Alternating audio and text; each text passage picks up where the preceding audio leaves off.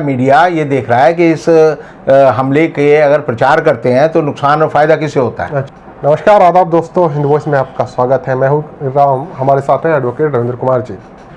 आपको पता ही है कि बीजापुर में सीआरपीएफ कैंप पर जिस तरह से हमला हुआ और 22 से ज़्यादा जवान शहीद हो गए और बहुत सारे घायल हैं।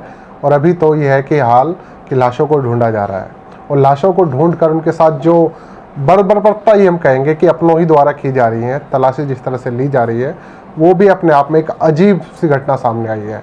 बहुत कुछ हुआ है, इंटेलिजेंस फेलियर बता रहे हैं लोग, लेकिन क्या क्या सवाल हैं रविंद्र कुमार जी से पूछते हैं। सर, इस घटना को किस तरह से देखते हैं? अचानक चुनाव भी चल रहा है और देश में साथ में अजीब सी बात होती है कि हिंदुस्तान में जब भी कहीं चुनाव होता है तो हम देखते हैं कि उसका शिकार जो है किसी न किसी घटना में हमारे जवानों को होना पड़ता है।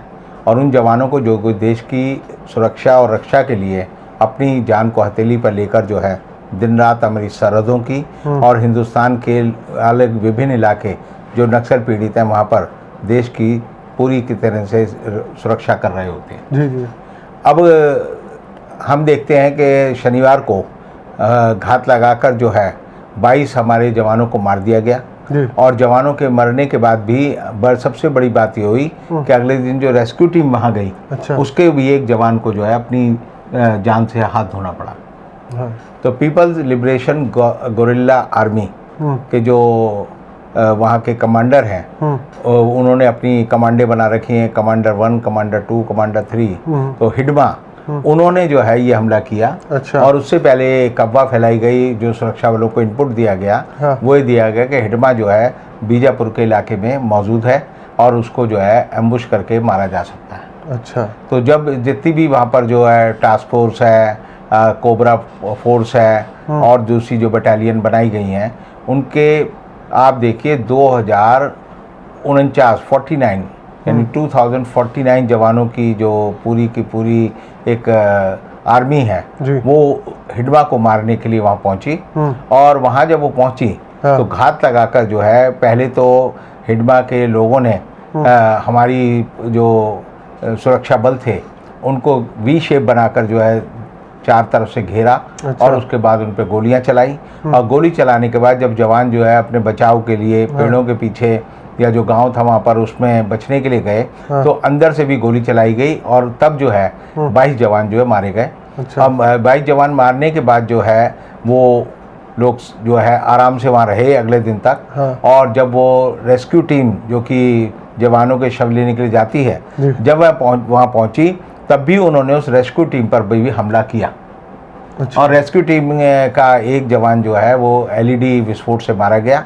और ये जो नक्सली हैं इनका जो पूरी की पूरी हमारी जो फोर्सेस हैं, जो रेस्क्यू टीम है, उसके अंदर इतनी दहशत थी कि उन्होंने जो है पहले जो मरे हुए जवान थे उनके और जो घायल जवान थे उनके शवों को या उनके शरीर को रस्सियों से खींचा।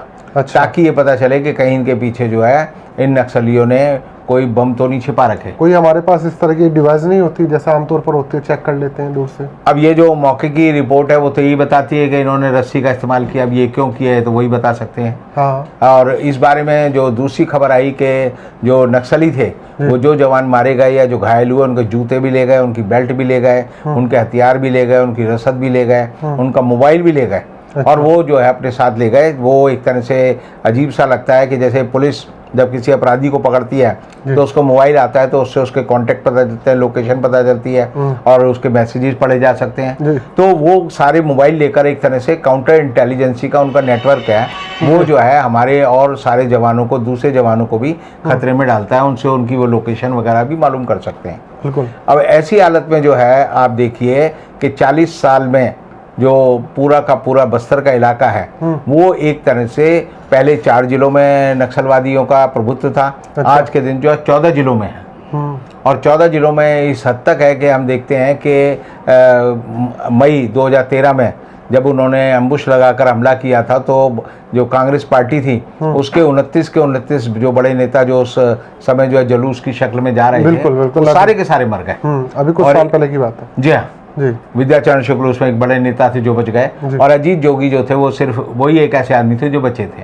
और तभी से अजीत जोगी का जो राजनीतिक पराभव शुरू हुआ, क्योंकि उनके ऊपर लोगों को शक गया कि इनके पास पहले से सूचना थी कि एम्बुश होगा, और ये बचने के लिए जो है ये बच गए। अच्छा। तो इस समय आप देखिए तो जो ये चुनाव के दौरान जो ये हिंसा हुई है, तो आप देखिए बंगाल से जो नक्सलबाड़ी से जो नक्सली हिंसा शुरू हुई थी, वो धीरे धीरे जो है जैसे कहते हैं अदरक की तरह जो है और इलाकों में फैल गई, बिहार में गई, छत्तीसगढ़ में गई, और हम देखते हैं कि झारखंड के इलाके में है, मध्य प्रदेश के कई इलाकों में है। और ऐसी हालत में जो है सरकार जो है अभी तक इनके बारे में कोई नीति नहीं बना पाई है।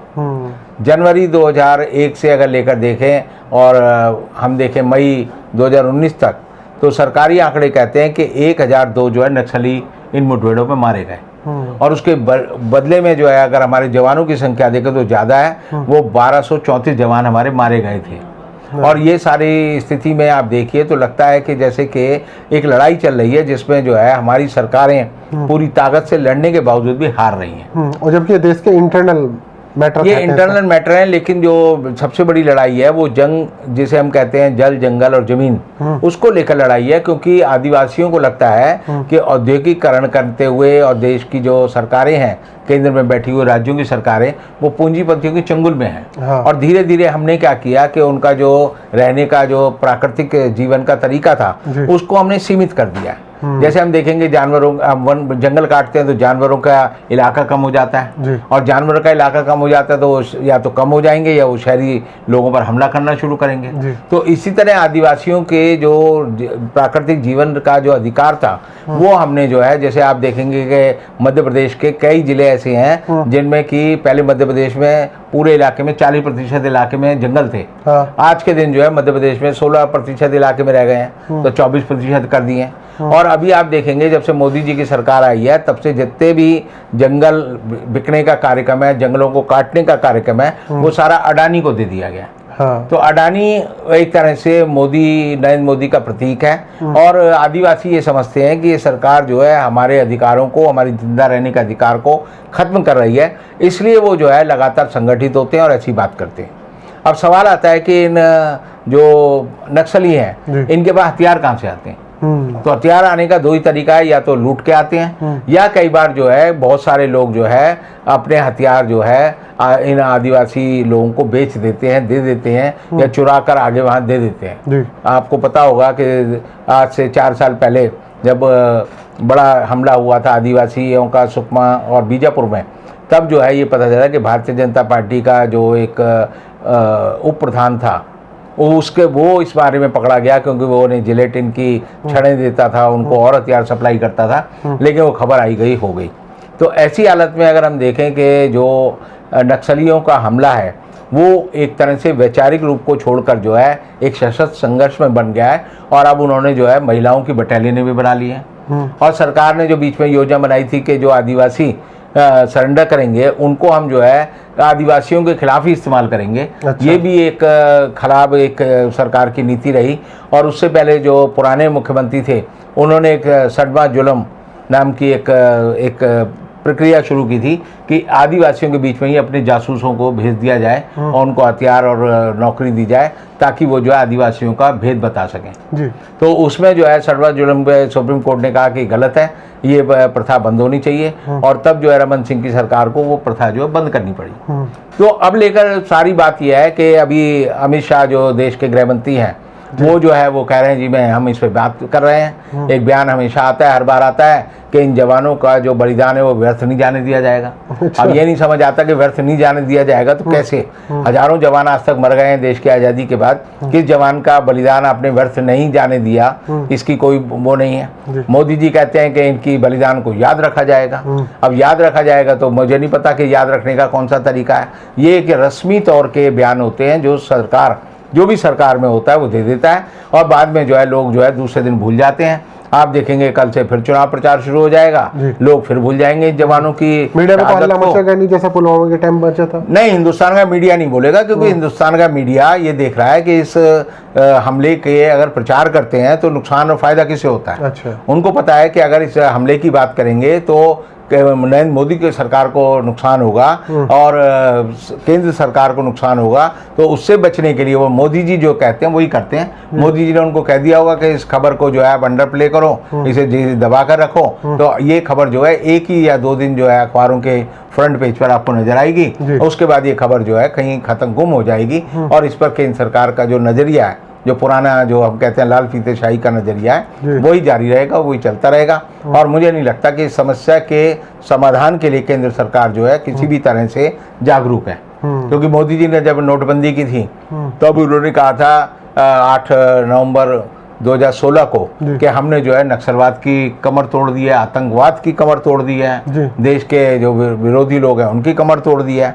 लेकिन अब पता चलता है कि कमर उनकी नहीं टूटी, वो कमर पहले जैसी ही मजबूत है, और ऐसी हालत में जो है सिर्फ एक जुमलेबाजी चल रही है, और जुमलेबाजी से नक्सल समस्या का समाधान नहीं हो सकता, ये मेरा मानना है। बहुत बहुत शुक्रिया सर, आपने बहुत सारी चीज़ें क्लियर की जो पुरानी है और जो फिलहाल अब हालात गुजर रहे हैं और गुजर रहे हैं, उसमें सरकारों का क्या रोल है, क्योंकि सरकार तो कहीं ना कहीं फ़ायदा भी उठाती है और जिससे देशवासी को और हमारे जो जवानों को नुकसान हो ही रहा है। आप लोगों को क्या कहना है नीचे कमेंट कर सकते हैं। मिलते हैं किसी और एपिसोड में, तब तक के लिए दीजिए इजाज़त।